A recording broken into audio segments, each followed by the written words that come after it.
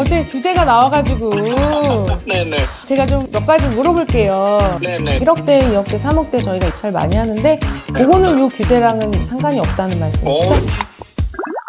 안녕하세요. 나땅TV 시청자 여러분. 대책이 나왔습니다. 정말 깜짝 놀라셨을 것 같은데 다른 분들 영상은 부동산 투자자 전반에 대해서 얘기를 하셨겠지만 저는 경매 투자자만을 위한 영상으로 한번 준비해봤습니다. 끝까지 보시면 도움이 될 거고요. 대출 사무장님하고 통화하는 내용도 있으니까 대출이 궁금하신 분들도 보시면 도움이 되실 겁니다. 경매 투자자들이 이거를 모르고 입찰하시면 좀 큰일 날 수 있는 포인트가 몇 가지가 있습니다. 일단 첫 번째는 규제 지역이 확대가 됐습니다. 처음에는 마포랑 몇 군데는 얘기가 있었는데 수원 영통까지 될 거라고는 좀 생각을 못 했었습니다. 지금 노원구까지 다 투기 지역이에요. 그래서 규제 지역이 확대가 되면서 첫 번째는 취득세 중과, 집이 있으신 분들 같은 경우에는 이 지역 안에 집을 취득을 하면 취득세 중과가 됩니다. 그리고 양도세 중과가 될 수가 있습니다. 지금은 양도세 중과가 유예가 되어 있지만 26년 5월부터는 양도세 중과 유예가 풀리면서 이 이후에 매도하시는 것들에 대해서 양도세 중과가 되니까 생각을 해보셔야 돼요. 그리고 매매사업자 불가하다, 이게 좀 가장 큰 포인트일 것 같습니다. 규제 지역 안에서는 비교과세라는 걸 해서 매매사업자로는 매도가 안 됩니다. 주택 취득세가 6억 이하에 대해서 1.1% 정도 됩니다. 그래서 저희가 단타를 주로 하시는 분들은 6억 이하를 많이 했었어요.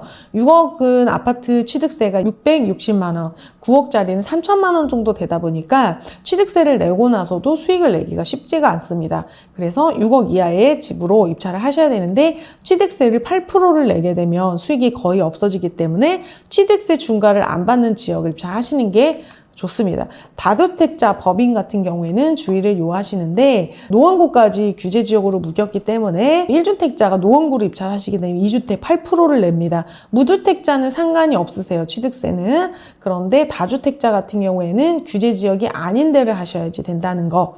그리고 원래 2주택 이상은 지방 공시가격 2억 이하를 하셨어야지 되는 겁니다. 규제 지역을 단타 목적으로 입찰을 하지 않으시도록 하는 게 굉장히 중요합니다. 저희가 규제 지역, 묶였던 지역에서 단타를 쳤던 지역이 이제 노원구랑 강서구, 그리고 관악구, 그리고 성북구, 요 정도 6억 이하 아파트가 있었던 요런 지역에서 했었는데 이제 그거는 안 될 것 같습니다. 그럼 선생님 매매사업자 안 되나요? 매매사업자는 규제 지역 안에서는 안 되지만 규제 지역 밖에는 가능하다. 비규제 지역에서 6억 이하, 8호 면적 이하를 하시면 되고 김포구리, 고양, 남양주, 용인, 동탄, 안양, 만안구 요 정도가 가능합니다. 경매는 토지거래 허가를 받지 않기 때문에 토지거래 허가는 신경 쓰지 않으셔도 될 것 같아요. 대출 규제에 관련해가지고 제가 사무장님하고 통화를 한번 해보겠습니다.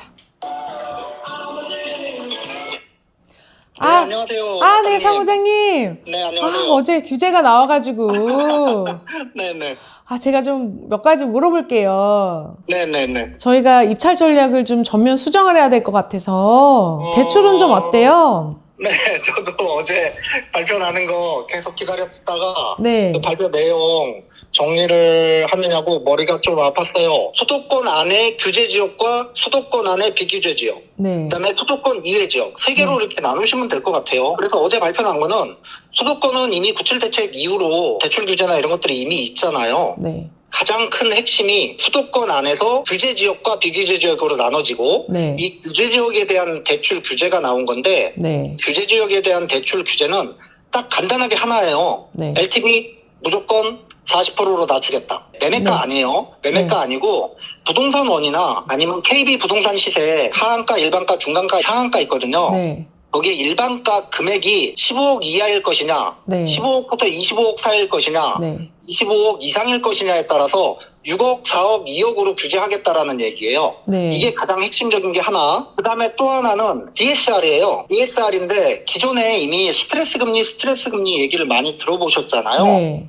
그게 1.5%로 정해졌던 거를 네. 3%로 집어넣겠다라는 얘기거든요. 그럼 네. 연봉 5천이면 1금융은 3억까지, 2금융은 3억 8천에서 3억 9천까지도 대출이 나온다라 그랬는데 네. 그거는 스트레스 금리를 1.5% 적용할 때고요. 연봉 5천인 사람은 이제 규제 지역 안에 있는 주택담보대출 받을 네. 때 개인 DSR 기준으로 해서 1금융은 3억이 아니라 한 2억 한 5천에서 6천 네. 나올 것 같고요. 2금융은 3억 9천인 정도 나왔던 게 한 3억 4천에서 5천 정도 나올 것 같아요. 지방 매매 사업자로 소액 단타 하시는 분들은 DSR을 보지 않는 사업자 대출을 받으시니까 규제에 큰 영향이 없겠네요. 전혀 없고요. 대신에 이제 전에도 한번 말씀드렸듯이 이자를 낼 수 있는 능력은 봐요. 그러면 연봉 3천인 사람이 연봉보다 더 높은 이자를 내고 있지만 않으면 나오기는 하는 거네요, 사업자로는. 맞아요.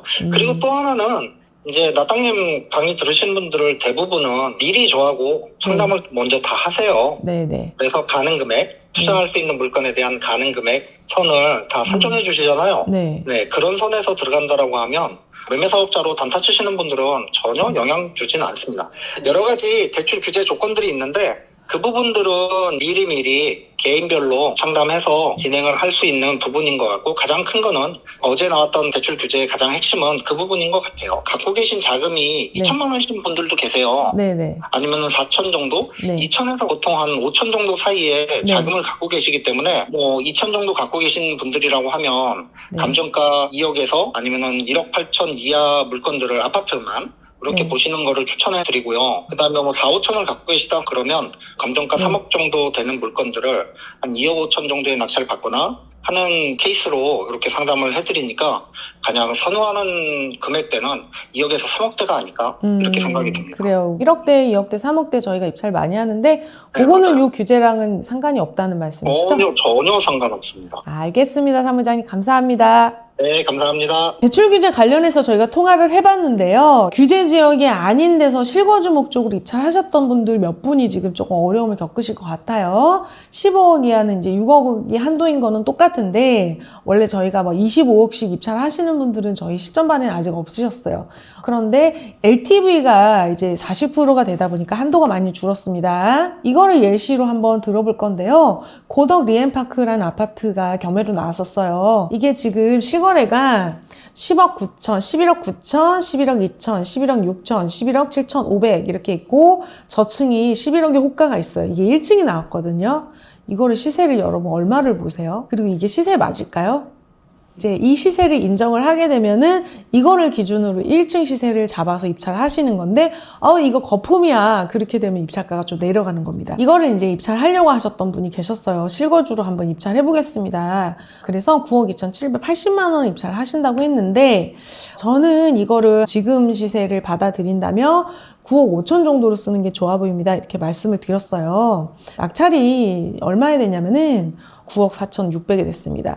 이거를 만약에 10월 13일 지정 전에 낙찰받았다면 한도 6억을 받을 수 있었어요.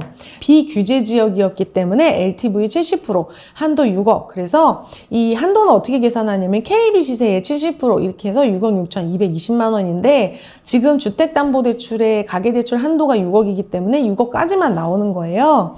그래서 현금 4억이랑 내 돈 6억 해서 취득세랑 부대비용까지 해서 10억이면 가능했었던 물건이었죠.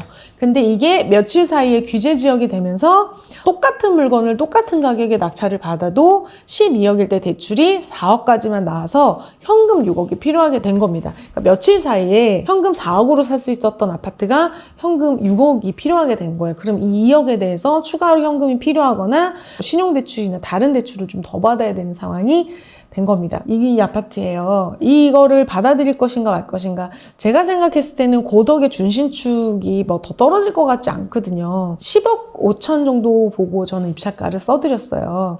중층이 지금 12억 가까이 되고 이게 1층이니까 10억 5천 정도 했을 때 9억 5천이면 괜찮지 않으세요? 이렇게 해서 했는데 이제 본인의 상황 그리고 자기가 생각한 입찰가를 쓰셔야 되기 때문에 이제 폐차를 하신 거예요.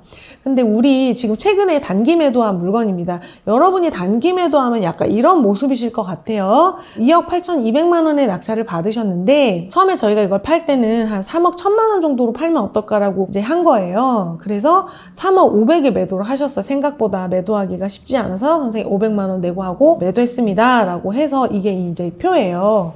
입찰가 282만 원 그리고 취등록세가 한 300만 원 정도 되고 법무비 그리고 한 달 이자 비용 4.6% 이자로 74만 원을 냈는데 4.5개월 그래서 이자 300 얼마 관리비 이건 입주 청소해서 중개 수수료까지 해가지고 이제 총 비용을 계산을 했더니 차익이 한 1,600만 원 정도 돼서 순수익이 1,200만 원 정도 됩니다. 이렇게 얘기를 하셨어요. 그러니까 지금 2억 8,200에 낙찰받아서 이것저것 비용을 냈더니 2억 8,800에 받은 꼴이니까 빼면은 순수익 1,600 남고 세금을 제외하니까 1,200 정도 남는다라고 합니다. 그러니까 저희가 차익 3천만 원을 목표로 했을 때는 평균 1,500에서 1,800만 원 정도 남는데 500만 원을 내고 하시면서 순수익이 이제 1,200 정도 나신 거예요. 이 식은 조금 다를 수 있습니다. 이 식은 이제 본인의 소득이나 이거에 따라서 좀 달라질 수가 있는데요. 우리가 소액으로 하시는 그런 지역들은 영향을 많이 받지 않았기 때문에 한 5억대로 서울 입찰하셨던 분들이 부천이나 김포 쪽으로 좀 빠져나와야 된다는 것만 주의하시면 될 것 같아요. 내가 뭐만 하려고만 하면 규제가 자꾸 들어오고 방해가 있는 그런 분들은 내가 한 발 좀 늦어서 항상 그렇다라고 생각하시면 될 것 같습니다. 지금까지 내가 살면서 나는 항상 그 상황에서 가장 좋다는 것들을 선택을 하면서 사셨을 텐데 선택한 것의 결과가 지금의 내 모습이에요. 그러니까 나는 항상 좋은 것들을 했지만 좀 마음에 들지 않는다면 내가 하는 선택들에 뭔가 문제가 있었던 거죠. 내가 더 좋은 선택이 있었는데 왜 그걸 선택을 못했을까라고 과거로 돌아가 본다면 그걸 선택을 안 한 이유가 있거든요. 가족의 반대, 심리적인 이유, 걱정, 시간이 없어서 여러 가지 이유가 있었어요. 그래서 이번에는 비규제 지역 수도권 무주택자들이 입찰을 하시면 좋을 것 같습니다. 안 된다 안 된다는 얘기만 듣고 안 되는구나 이렇게 생각하지 마시고 이게 내 상황에서도 안 되는 거 맞는지 팩트를 체크해 보시면 저 사람은 안 되지만 나는 되는 거일 수 있거든요. 그래서 아직 신에게는 비규제 지역 수도권이 남아 있습니다. 많이 남아 있으니까 그거 입찰해 보시면 좋을 것 같아요. 궁금하신 점을 댓글에 남겨주시면 제가 답변해 드릴 수 있는 부분은 해드리고 또 다음 영상을 찍는데 반영해서 촬영을 하도록 하겠습니다. 오늘 영상 도움이 되셨다면 구독, 좋아요, 댓글 부탁드리겠습니다. 감사합니다.